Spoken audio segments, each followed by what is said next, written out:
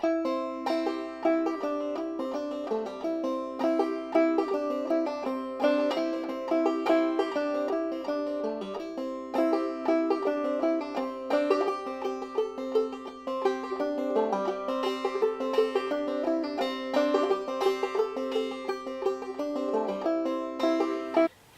guys, I'm David Fields and welcome back to Field Skills.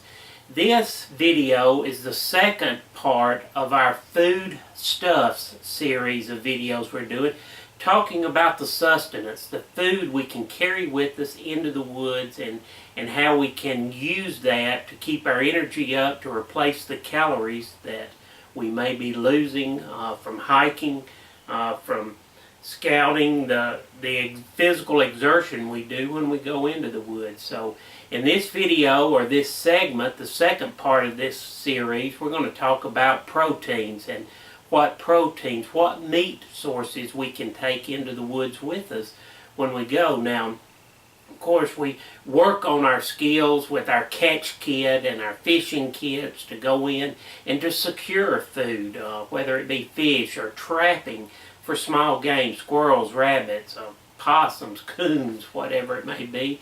We may be on a hunting trip out there where we're deer hunting or something, and we are going to secure meat, but sometimes it's a good idea just to carry some protein with you in there in case the fishing is bad, you don't catch anything, or the weather changes on you through that. So we're going to talk about proteins and how we can carry that in and how we can use it in our kits, in our food stuffs that we take with us into the woods to sustain ourselves. So let's move the camera and we'll start talking about these proteins.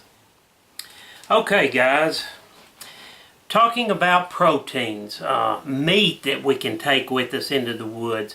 Of course, we want to work on our skills to secure food using our catch kits, our fishing kits, to be able to catch fish or trap, those type things in the woods. But sometimes we're going in and we need to carry a little meat with us in our food stuffs, our sack of food we carry with us. And there are a lot of options out there to take protein in with you through that. You know, you have jerky. This is some applewood smoked bacon jerky that I found, but any type of beef jerky, bacon jerky, through that is a meat source that you can use, and we're all familiar with those type things. But here's one you can find in a vacuum seal Sweet Sue chicken breast, and there's probably enough there to feed 3 or 4 people. So if it was just for you, you may have 3-4 days worth of protein with you if you needed it. Packs up nicely in there, but chicken can come in there. Instead of carrying a live chicken with you, you can carry meat in there. Of course, you've got tuna in the same thing, vacuum sealed packs. That's salmon, pink salmon through that, so you could carry that meat source in with you. One of the things I like to do, especially for my lunches, is to take this pepperoni. And you can go in, fry some of that up in my fry pan that I've got here in my cook kit. But pepperoni will come in those packets. I like to carry in real bacon bit pieces like this. I have I'll talk about in the next video, but a ramen noodles, a pork flavored ramen noodles, add some real bacon bits into it, and it's a good meal through that. But you can take bacon in this style. Of course, you can do the old-fashioned way and take in salt cured bacon that won't spoil on you, but all of these won't either while you're going in and you carry them in. Bacon.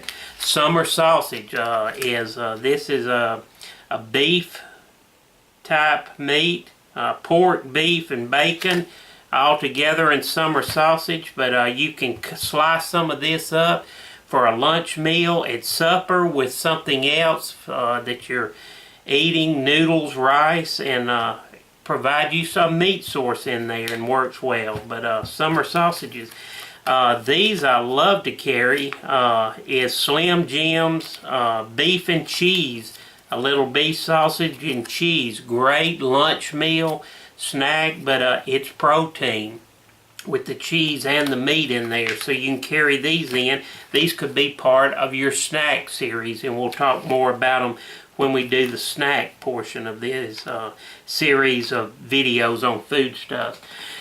But what I recommend you do is to go to your grocery store sometime and just walk around and go down to that meat aisles where you can find these pepperonis, bacon bits, and just see all of the options for meat, for protein that are available that weigh nothing, take up no space, and you can carry with you and have a protein, a meat source with you in the woods.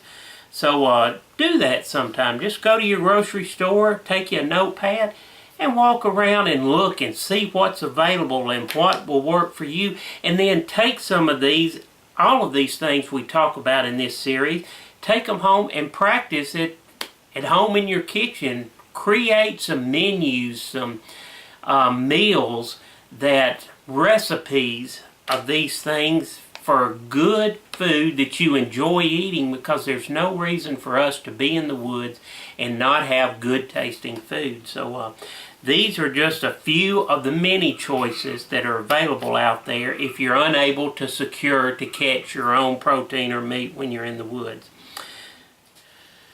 Alright guys, that was the proteins that we talked about, and so we're going to do these little short videos on some things. Our next video is, I hope you'll tune back in to, it's going to talk about our base foods, those carbohydrates that help us, that stick to our ribs.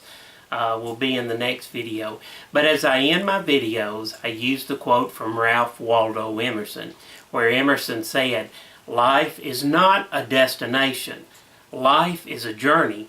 So I ask you to join us next time as we journey to self-reliance here in the great outdoors. My name is David Fields, and you've been watching Field Skills.